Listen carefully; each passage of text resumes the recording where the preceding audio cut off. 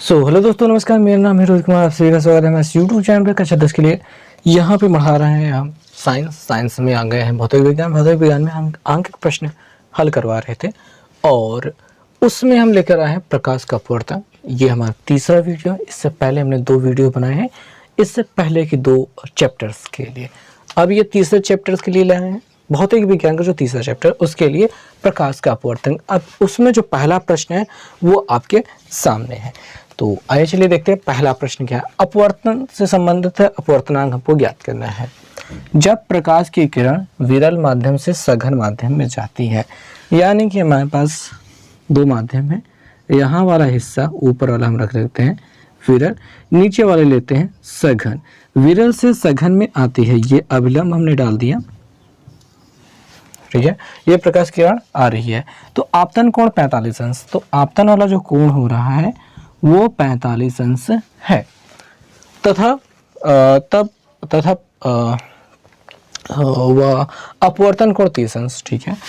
यहाँ पे आपतन कोण 45 अंश, अपवर्तन कोण, प्रकाश की कोण यहाँ से जा रही है तो यहाँ पे ये अपवर्तन जो कोण बन रहा है वो 30 अंश बन रहा है। आपतन कोण 45 अंश, अपवर्तन कोण 30 अंश बन रहा है। ऐसी स्थिति में पहले माध्यम के सापेक्ष दूसरे माध्यम का अपवर्तनांक ज्ञात करने का हमसे कहा जा रहा है। तो पहले माध्यम का के सापेक्ष दूसरे माध्यम का अपवर्तनांक जो होता है वहाँ पे अपवर्तनांक 1/2 कहा जाएगा, ठीक है। ये पहला माध्यम है, ये दूसरा माध्यम है। तो पहले माध्यम के सापेक्ष दूसरा माध्यम का अपवर्तनांक 1/2, ठीक है, ऐसा कहा जाएगा।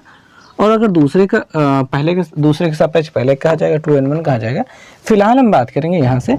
तो अपवर्तनांक दूसरे माध्यम का जो फार्मूला होता है वो क्या होता है, sin i sin r। अपवर्तनांक n बराबर, अगर डायरेक्ट n रखा जाए तो सामान्य रूप से हम दूसरे माध्यम का ही अपवर्तनांक निकालते हैं। तो दूसरे माध्यम का यहाँ पे अपवर्तनांक निकालना है, ठीक है। दूसरे माध्यम का अपवर्तनांक निकालना है पहले के सापेक्ष, तो जो मिलेगा वो n बराबर ही मिलेगा और वो होगा sin i, ठीक है, अपॉन साइन आर।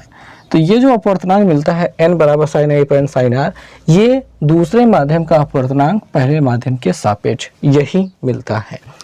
कुछ संदर्भ में कुछ जगहों पे सवालों का इशारा थोड़ा सा बदला जाता है।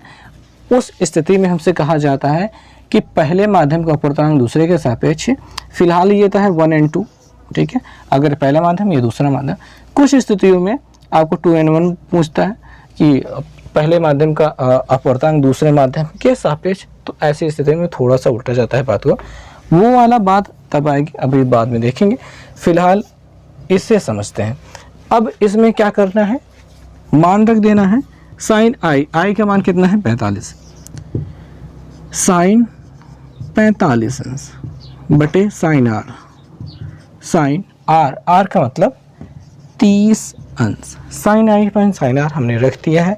वैल्यू यहाँ पे जो मान मिले हैं, मान होते हैं वो रखते हैं। sin 45 का मान, त्रिकोणमिति अगर आपने पढ़ा है तो वहाँ पे इनके विशेष मान आपको पता होंगे अलग अलग कोणों पे। तो जो मान होते हैं, sin 45 का मान होता है 1/√2, वो रख दिया। sin 30 का मान क्या होता है, sin 30 का मान होता है 1/2, उलट करके गुणा करते हैं।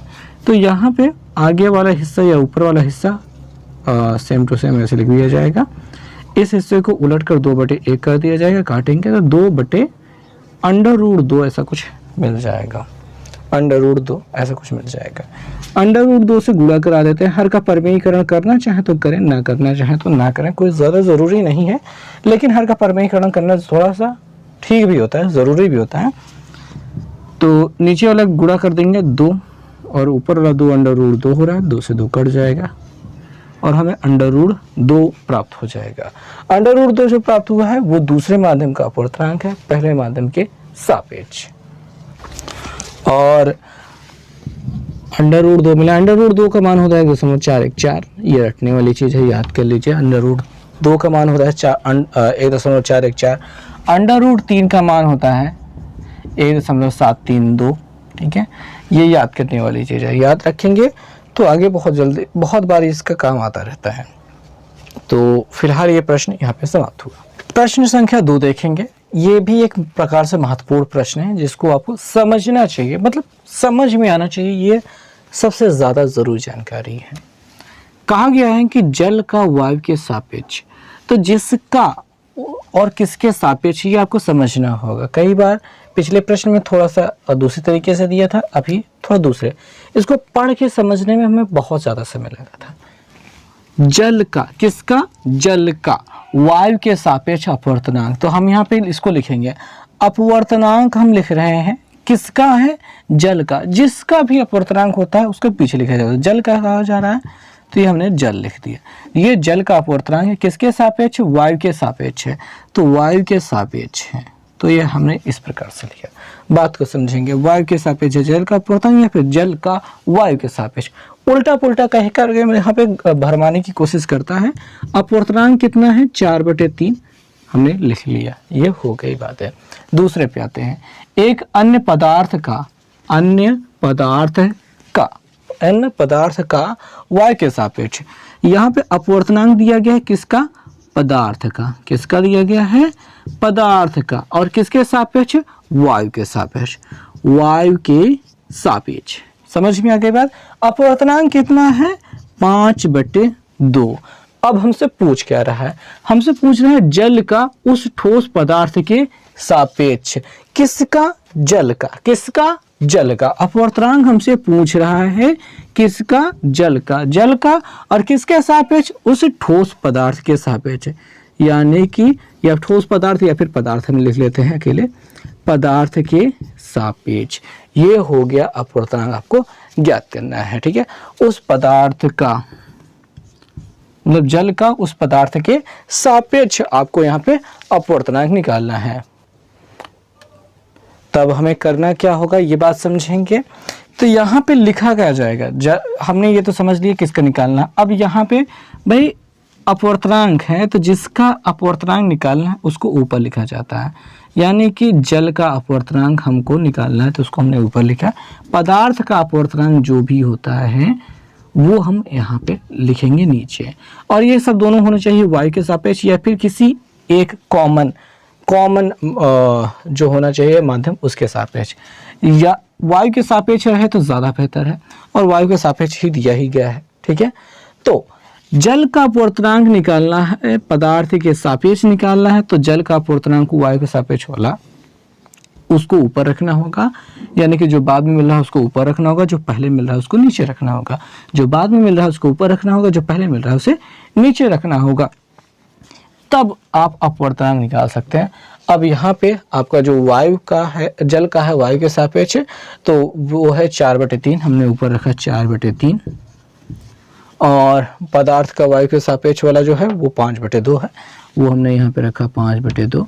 उलट कर गुणा हो जाएगा, 4/3 आंसर है कि गुणा ये 2/5 हो जाएगा, और 4 दूनी 8/5 15। ये जो मिल गया है ये हो गया है आपका सही उत्तर, ठीक है। आपको ये समझना होगा। अच्छा, कुछ मामलों में यहाँ पे जो हिस्सा होता है वो उलट कर दिया हो गया होता है, यानी पदार्थ का इधर दे दिया होता है, वायु को इधर दे दिया हो गया। आपको इसको समझ करके सीधा करना होना होता है। मान लीजिए कि यहीं पे कहा गया होता है कि वायु का पदार्थ के सापेक्ष अपवर्तनांक 5/2 है, तो यानी कि ये कुछ ऐसा दिया गया होता है, यानी हमको पदार्थ आगे लिखना पड़ता है, अपवर्तनांक वायु पीछे लिखना पड़ता है। अगर ऐसी स्थिति होती तो इसी गिनती को उलट कर लिखा गया होता है, या फिर हम यहाँ यूँ भी कह सकते हैं कि वायु के सापेक्ष पदार्थ का अपवर्तनांक दिया गया है, अगर वायु का अपवर्तनांक पदार्थ के सापेक्ष निकालना होगा तो वो क्या बनेगा, इसी का उल्टा 2/5 बन जाएगा। ये भी एक महत्वपूर्ण बात होती है कि कई मामलों में आपसे ये पूछा जा सकता है। सिंपल साधारण सी बात, ऐसा कह सकते हैं कि आपको कह देंगे कि किसी पदार्थ का वायु के सापेक्ष अपवर्तनांक 5/2 है, किसी पदार्थ का वायु के सापेक्ष अपवर्तनांक 5/2 है, उस वायु का उस पदार्थ के सापेक्ष अपवर्तनांक ज्ञात कीजिए, वायु का उस पदार्थ के सापेक्ष अपवर्तनांक ज्ञात कीजिए। इसी गिनती को उलट के रख दीजिए, 5/2 है तो 2/5 कर दीजिए, हो जाएगा ये अपवर्तनांक, ठीक है। ऐसा इसलिए होता है क्योंकि एक फार्मूला होता है। फार्मूला क्या होता है, 1n2 × 2n1 = क्या होता है, 1, 1 के बराबर होता है। ये नीचे जाके गुणा हो जाएगा ना, ऐसा कुछ होता है। अच्छा, फार्मूला होता है 1n2, यानी कि दूसरे माध्यम का पहले माध्यम के सापेक्ष गुणते 2n3, यानी तीसरे माध्यम का दूसरे माध्यम के सापेक्ष गुणते ये हो जाएगा 3n1, बराबर 1 होता है, यानी कि पहले माध्यम का तीसरे माध्यम के सापेक्ष। अगर 3 माध्यम दिए गए, तीनों का सापेक्ष ऐसे करके आपको क्रम से लाइन से लिख दिया गया है और उनका मल्टीप्लिकेशन हो गया है, तो इनका जो गुणा करने के बाद मिलेगा वो 1 के बराबर होगा। ऐसे ही 2 लोगों के साथ में होता है, 3 लोगों के साथ में भी यही होता है। इसका भी प्रयोग करने के लिए मिलेगा और आगे किसी सवाल में, चलिए वहाँ पे देखते हैं।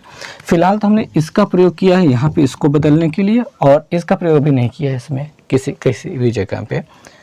वैसे इस जगह पे किया जा सकता है, इस पूरे जगह पे इस तीसरे वाले का प्रयोग किया जा सकता है। एक बार को हम प्रयोग करने की कोशिश करते हैं तो ताकि आपको समझ में आ जाए शायद बातें। आइए समझते हैं। ये 8/15 ही लाने का प्रयास करेंगे और सब चीज़ें समझ में आएंगी। इनको थोड़ा सा शॉर्टकट में लिखते हैं। क्या लिखते हैं? एन तो ऐसे रहने देते हैं, जल को लिखते हैं वाटर, वायु को लिखते हैं एयर। यहाँ पे देखेंगे ये पदार्थ का यानी कि एम लिखते हैं मटेरियल, ठीक है, और वायु को लिखते हैं एयर, ये इसके बराबर हो गया। ठीक, अब हमको क्या निकालना है? निकालना है जल का उस ठोस के सापेक्ष। तो अपवर्तनांक जो निकालना है वो जल का निकालना है, किसके सापेक्ष? उस मटेरियल यानी कि ठोस के सापेक्ष निकालना है, ये हमको निकालना है। ठीक है, और ये क्वेश्चन मार्क है। अभी हमने कहा था कि 1 and 2, 2 and 3, 3 and 1 ऐसा करके जाएगा। तो यहाँ पे ए एन डब्ल्यू से लेते हैं, ए एन डब्ल्यू गुणते डब्ल्यू और गुणते डब्ल्यू एन एम गुणते एम एन ए बराबर 1। ये समझ में आया? मतलब कि पहले से दूसरा, दूसरे से तीसरा, तीसरे से पहला का जो अपवर्तनांक है लाइन से चल रहा है वो गुणनफल के बाद 1 के बराबर हो जाएगा। अब हमको क्या मिला है? ए एन डब्ल्यू पता है, ए एन डब्ल्यू पता है, 4/3 हम रख देते हैं, 4/3 गुणते डब्ल्यू एन एम। ये हमको देखिए उलट के हिस्सा, देखिए ये जो चीज़ है निकालना तो इसको है, पर ये उसका उल्टा हुआ रूप है। ठीक है, डब्ल्यू एन एम है, हमको एम एन डब्ल्यू निकालना है, एम एन डब्ल्यू यानी कि उस पदार्थ का जल का उस पदार्थ के सापेक्ष अपवर्तनांक, और यहाँ पे जो दिया गया है वो पदार्थ का जल के सापेक्ष अपवर्तनांक है। फिलहाल ये जब निकलेगा उसके बाद हम इस पर पहुँचेंगे। अभी तो यहाँ पे लिखते हैं डब्ल्यू एन एम लिखते हैं गुणते M N A. M N A ये नहीं दिया गया, ये ए एन एम दिया गया। इसको उलटते हैं हम, अगर इसको एम एन ए करते हैं तो ये उलट करके 2/5 प्राप्त हो जाएगा, और इस चीज को वहां पे हम रख सकते हैं। क्या रख सकते हैं? 2/5 रख सकते हैं बराबर 1। गुणा कराते हैं, 4 दूनिया 8, 5 तिहाई 15 और गुणते ये है डब्ल्यू एन एम बराबर क्या है? 1। जो इधर गुणा है उधर जाके क्या करने लगेगा? भाग करने लगेगा। ये नीचे वाला ऊपर चला जाएगा, ऊपर वाला नीचे चला जाएगा, और हमको क्या मिल जाएगा? हमें मिल जाएगा डब्ल्यू एन एम बराबर, उधर चलते हैं, यही वाला चीज उतारा है, ये 15 ऊपर जाएगा, 15 कम 15/8। अभी डब्ल्यू एन एम मिला है, हमको चाहिए एम एन डब्ल्यू यानी कि इसका ठीक उल्टा। तो इसको उलट देते हैं, एम एन डब्ल्यू बराबर लिखते हैं, यानी कि पानी का अपवर्तनांक उस पदार्थ के सापेक्ष इस गिनती का उल्टा 8/15। यही आया था ना। आप इस तरीके से भी इस प्रश्न को कर सकते हैं। हालांकि यहाँ पे कुछ ज़्यादा ही चीज़ें हमने प्रयोग की है, बहुत ज़्यादा बदलाव किए हैं, लेकिन किया जा सकता है। आपको समझ में आ रही बात, ये ज़्यादा महत्वपूर्ण है। ठीक है, तो आई थिंक आपको समझ में आ गया होगा। एक और प्रश्न जो कि बहुत ज़्यादा महत्वपूर्ण है, क्योंकि इसमें एक विशेष प्रकार का सूत्र लगने वाला है। प्रकाश के मतलब अपवर्तनांक निकालना है, वो भी चाल के सापेक्ष। आइए बात को समझते हैं। यदि वायु में प्रकाश की चाल 3 × 10⁻8 मीटर/सेकेंड और जल में प्रकाश की चाल 2.26 × 10⁸ मीटर/सेकेंड हो तो जल का अपवर्तनांक ज्ञात कीजिए। जल का अपवर्तनांक ज्ञात करना है, जल का अपवर्तनांक वायु के सापेक्ष ज्ञात करना है। कुल मिला के बात ये हो रही है। तो पहले समझते हैं अपवर्तनांक को।